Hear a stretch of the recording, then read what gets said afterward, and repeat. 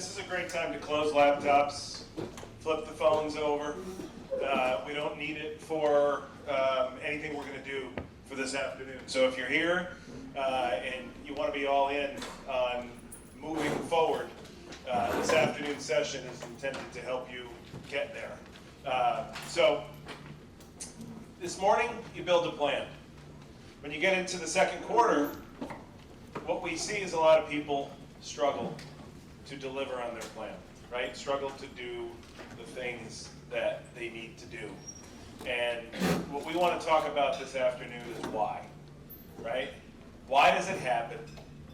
And what is it that you're going to do about it today?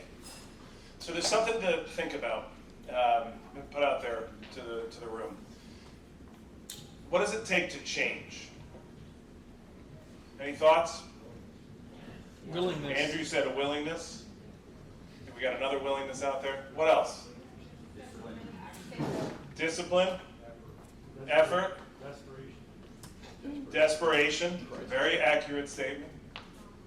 Sometimes. What else? Honesty. Yeah. Those are all good statements, right? It's an interesting thing, change, right? As I watch everybody that engages with us, right? But even those in the room now that aren't yet clients, right? Everybody that engages with us is engaging with us because they want to get better. And one of the things that we see is what gets in the way of getting better. And today we want to talk a bit about that why. And the change scenario is an interesting one because people say, yeah, it's going to take me time. It's going to take me time to make that change. And change doesn't actually take time, right? Your mind takes time to get there. But if we use like the simplest things to change, I'm going to stop smoking. I don't smoke, but I've decided I'm going to stop smoking, right? So I'm going to stop smoking on Monday. Well, today's Thursday. I'm going to stop smoking on Monday. I just want to smoke one more weekend. Right? And then Monday comes around and, you don't have any cigarettes on Monday, but then you have one on Tuesday. So now you haven't stopped. You haven't created the change because you need time. Or lots of people just say, I'm going to stop, and then they just stop. And they start new. And when we're looking at the things that we need to do differently in our business, the idea of what we need to do differently in our business is something typically that we need to stop and start doing. And that's really what today's all about, right? So I built a plan, and lots of you in this room build plans every quarter. Many of you build plans and then don't achieve the things you have in the plan, or don't achieve all of them, or don't achieve everything that you want. Some of you build very lightweight plans so you can achieve them. It doesn't make you uncomfortable. It doesn't push you to that next level. And some of you in the room come here and actually don't create a plan, right? By the end of the day. Like, all of those things happen. So what we want to do today is answer a couple questions. And the first one on the screen is, why is my business not bigger? Right? That's a big question that's out there. Now, when I say bigger, I don't mean 5, 7, 8, 10% bigger. I'm talking to the people in the room that do $500,000, $1 million, $2 million. Why aren't you doing 5 million, 8 million, 10 million, 20 million? What's the reason? Right? Anybody have an answer? Corey says I'm working too much in the business. We get comfortable. Getting in our own way. Kathy pointed to herself and said she gets in her own way. It's just me. Which is still getting in your own way. Right? I said this to somebody last week, and he said, I don't want to have a $10 million business. So it led me to the follow-up question. Then why doesn't your business work without you? Another challenging question, right? Why doesn't it work better without me? Well, there are follow-up reasons to that as well. Why is my business not sellable? what's put me in a position where, my business isn't sellable? What is keeping me from doing that? What's keeping people from having sellable businesses? Forgetting the technical stuff, like what would keep somebody from having a sellable business? Doesn't work without them. Why doesn't it work without them? Too involved, they are the business. They don't have a revenue stream. They're afraid to get out of the way, right? What was that? Sure. Too controlling is real.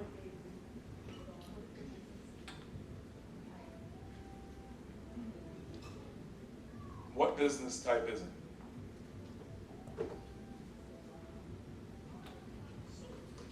All right, so Kim, come here. Let's talk about it. You don't want it? Really? Come on. Come on, Kim. So Kim said, no, because people, you're not alone, right? There's a whole room of people that have the same thought you just had. So tell me what makes your business not working without you or not selling.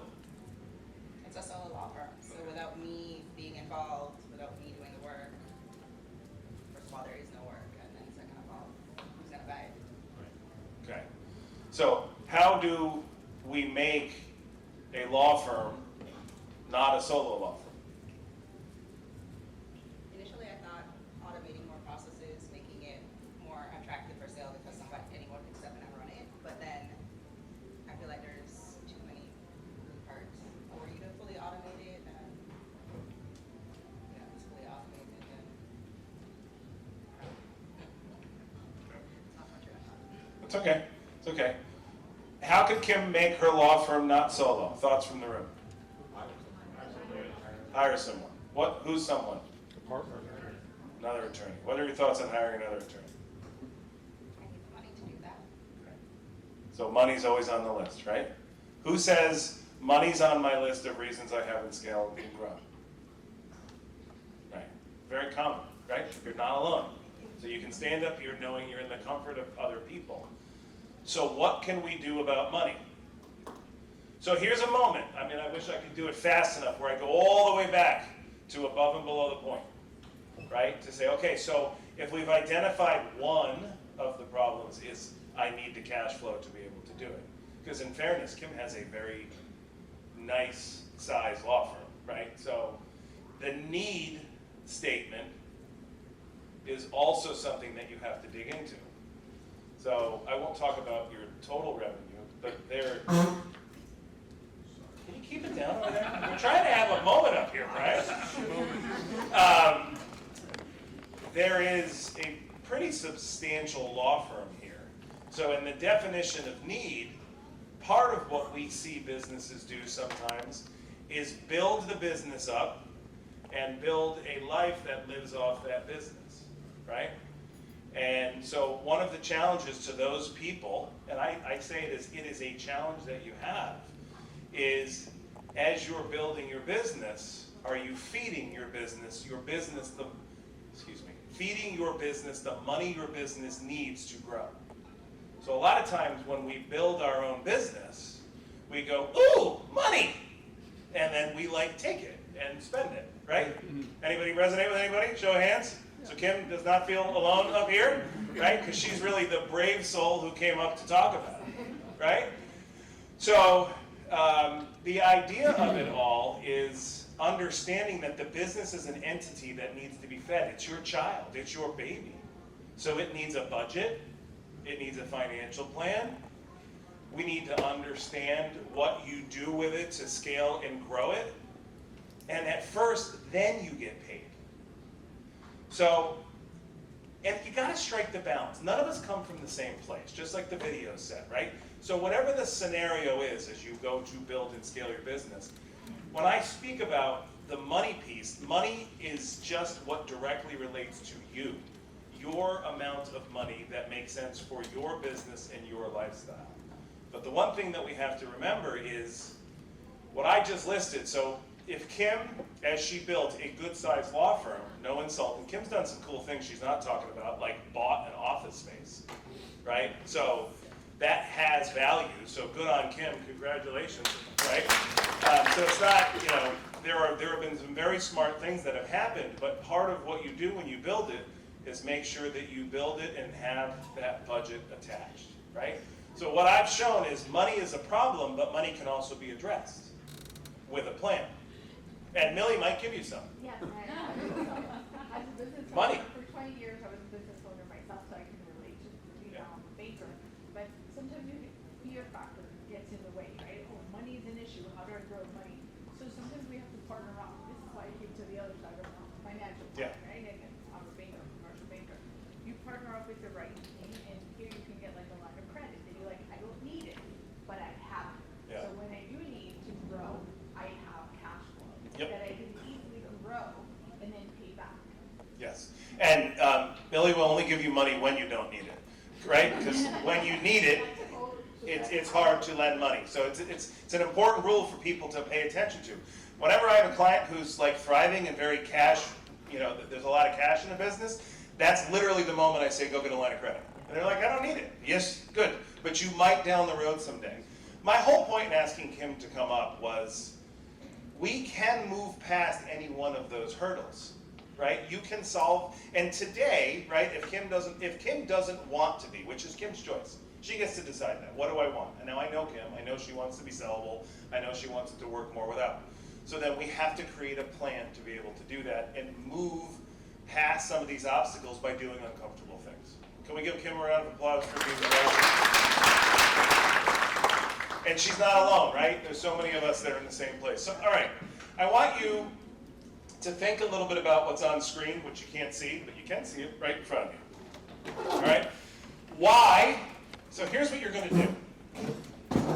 You're going to answer the question, why am I not? It is not my place to decide what one of those questions you ask. Because some of you might not want to be bigger, but most of you in the room do. I don't want you to think about the question bigger with a small mind, and I don't mean that disrespectfully. I want you to think about the question bigger, meaning I do $500,000, I do $250,000, I do $1 million. Why am I not 10x'd? What has kept me from getting there? And you have to stay above the point in this process. And so what we're asking you to do is look at this screen and say, what resonates with me? What resonates with me in the fear box? What resonates with me in the focus box? And here's the thing. I was talking to Kathy about this last week. And I said,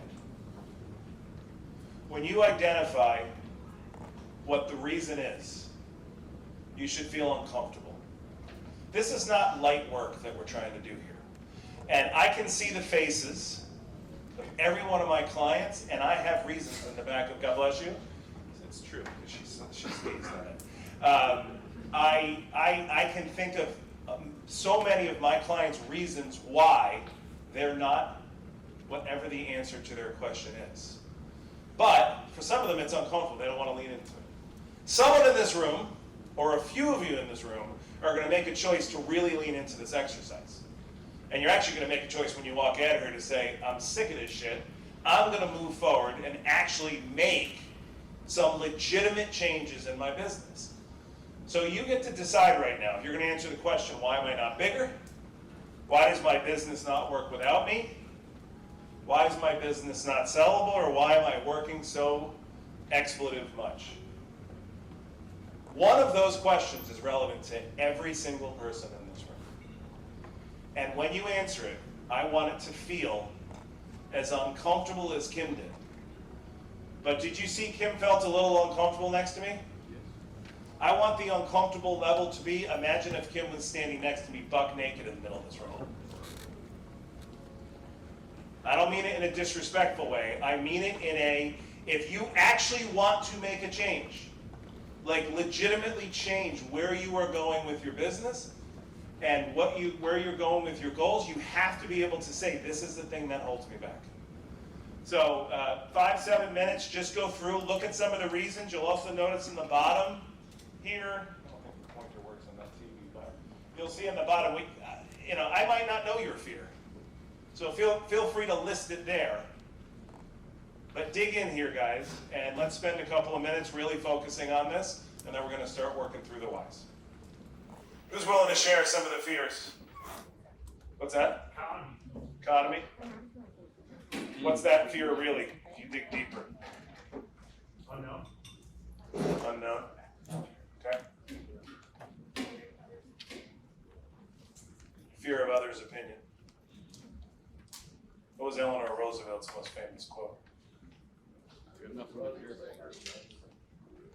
What other people say about you is none of your business. Isn't it solved now, Nicole?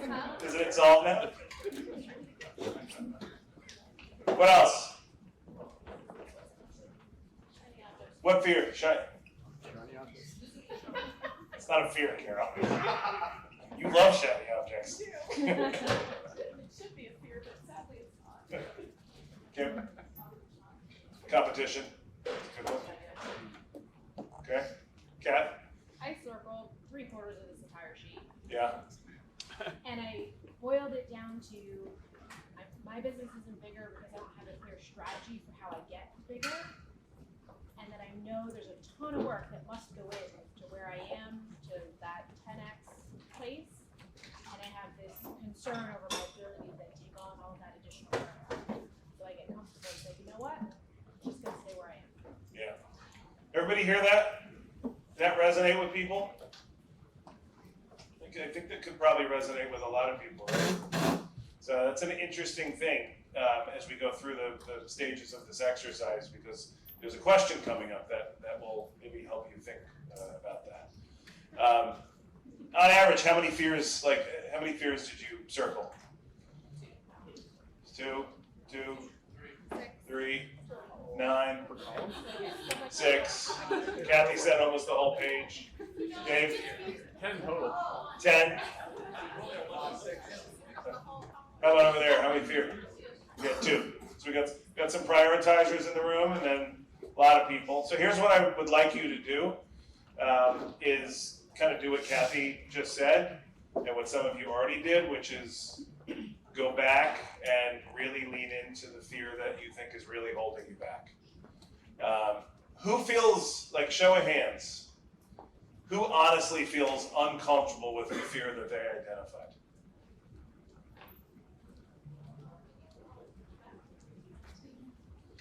Does it scare you? I know it's fear, but like, is it like, oh, I'm afraid of money, but I could like, all right, I'll go ahead and lean in on it, not a big deal. Or is it really something that rattles inside you? Right.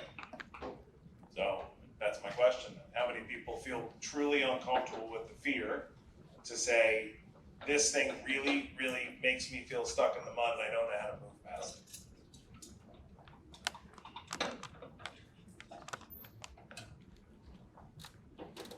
I got one hand. What's the fear that makes you super uncomfortable? Embarrassment. It's a big one, right? A lot of people. Anybody that resonate with anybody? What might embarrass you? Growing and failing, and my daughter looking at the kids not able to provide for her because of the things that she wants to grow up and that we have now because I am where I am.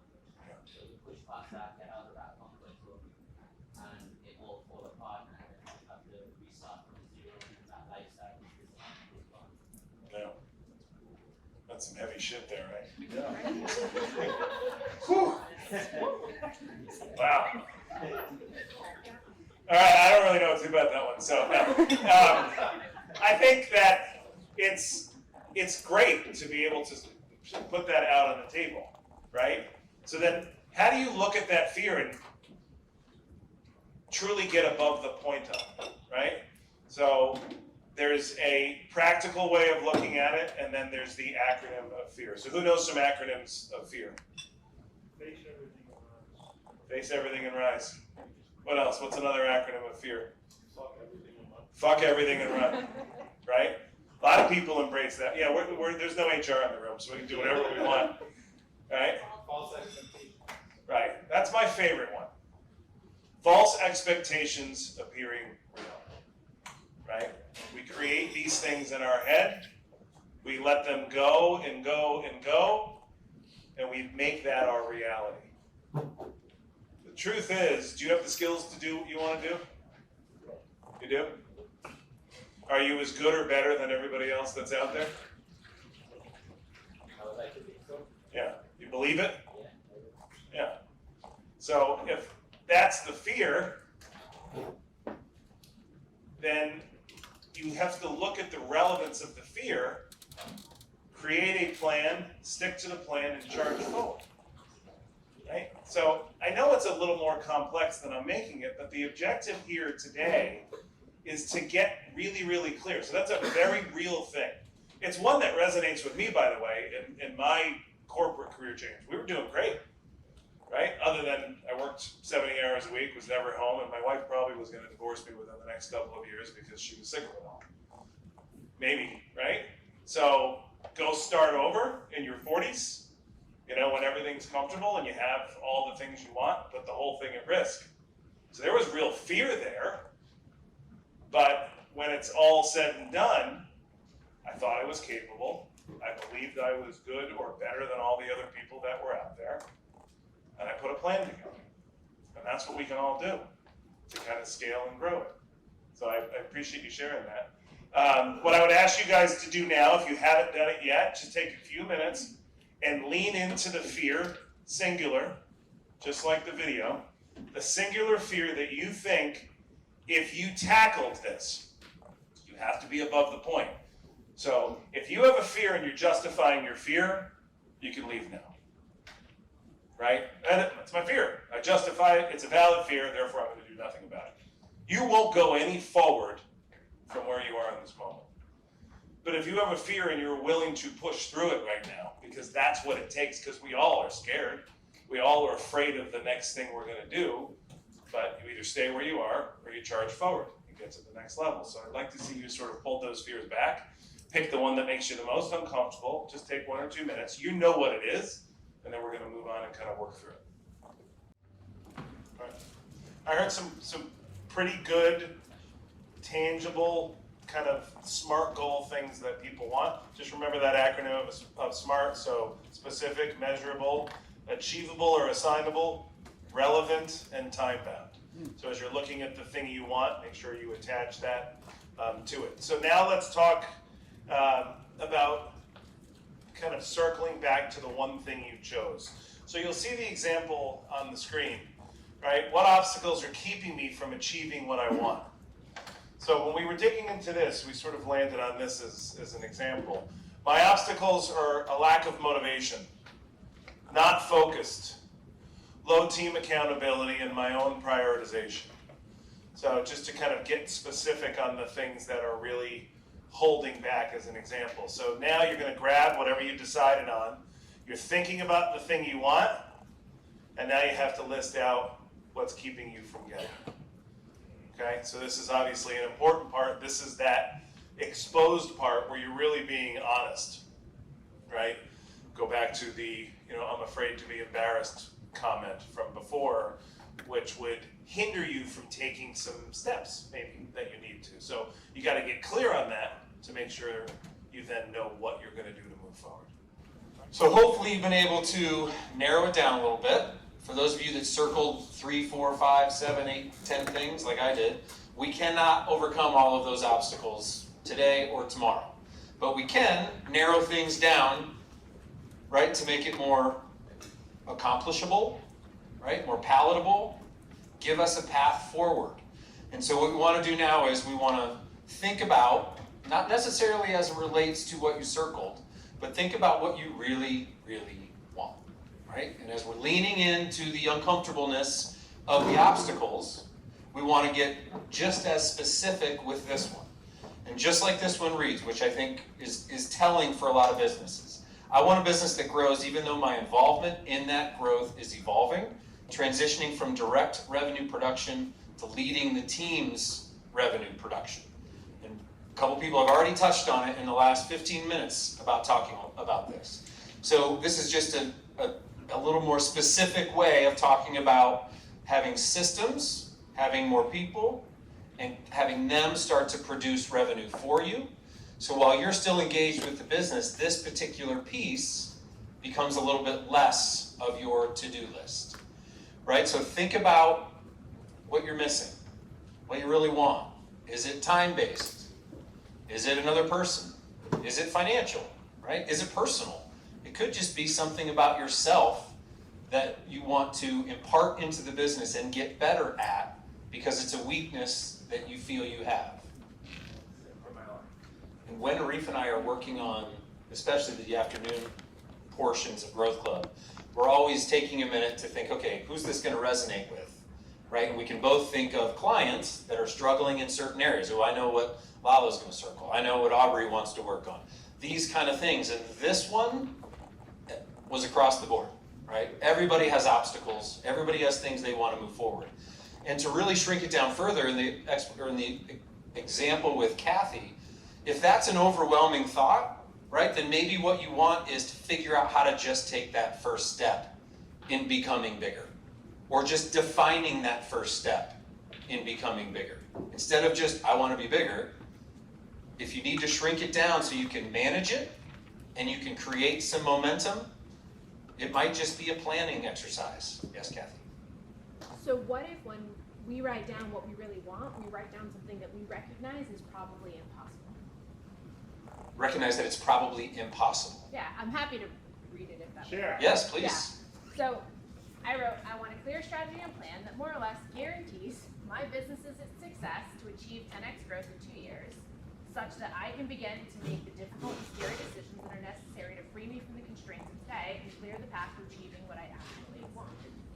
Why do you think that's impossible? Because you never get a plan that guarantees anything. Well, so there's one word in there. Failure, right? Okay, there's one word in there that maybe we soften.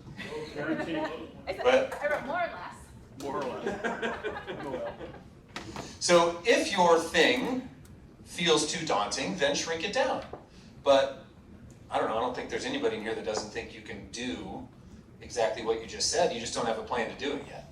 So thinking about what is next to start that road is the whole point of the exercise, right? The last thing we want to do is write down what we want and then sit there and think, well, I probably can't do that, right? Manage it, see it, make it possible, and let's make the plan. Not getting what we want, and then we need to take a little bit further and dig a little deeper on what actually stops us from overcoming that obstacle that we know about. Right? So we've got a hurdle, we've got something in front of us. We could all just go fix it, but there's something stopping us from doing just that.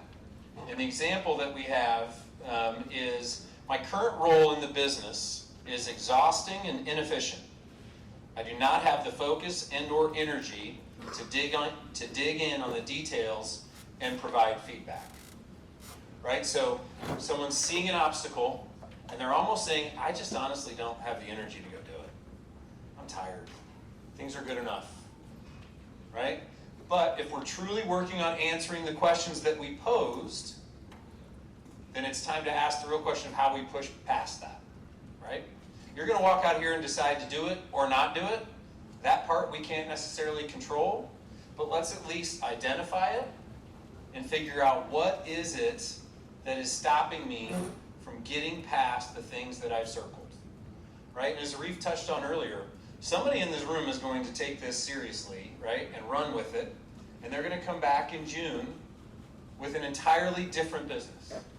A business that has grown, a business that is sellable, or they're all of a sudden taking a week off every quarter because they've implemented some things from this very exercise.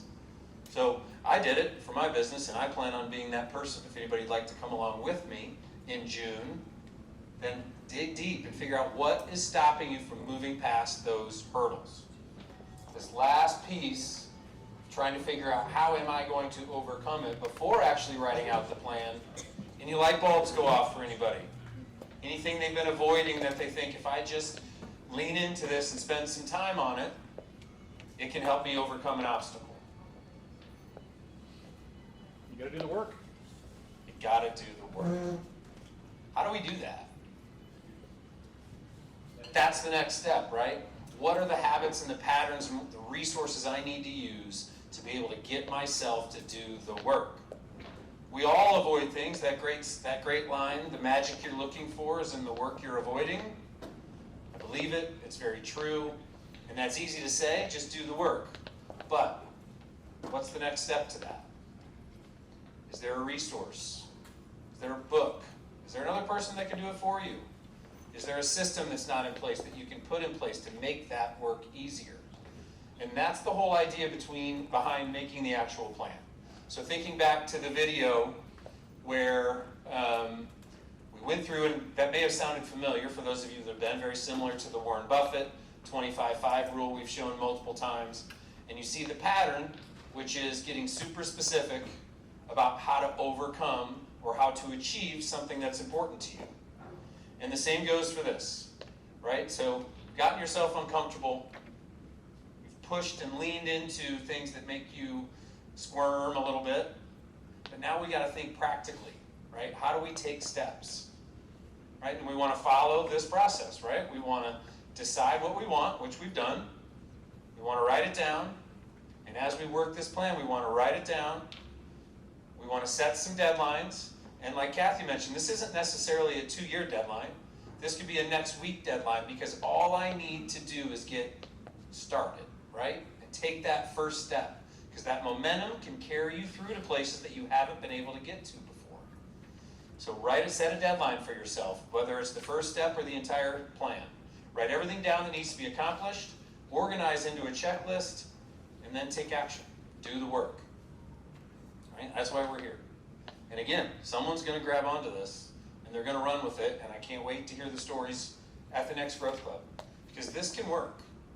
It's just a matter of getting over that initial hurdle of the stuff that you're avoiding.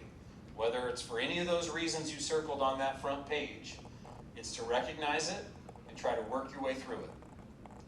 And then continuing to do something every day. And that's exactly why you have a coach who can remind you and dangle that in front of you and help push you through it and help guide you to where you need to get, to where it's not as big and it's not as scary.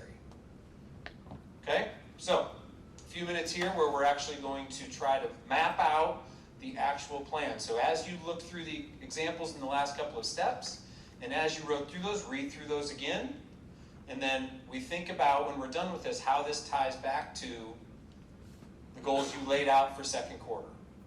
This may blow them up. This may add something. This may make you have to cross some things out and decide, ooh, I've got a new priority that I learned this afternoon. We're going to replace one of those goals with this. Okay, so 5-10 minutes, we work through actually laying out this plan so you have something to follow and hold yourself accountable to.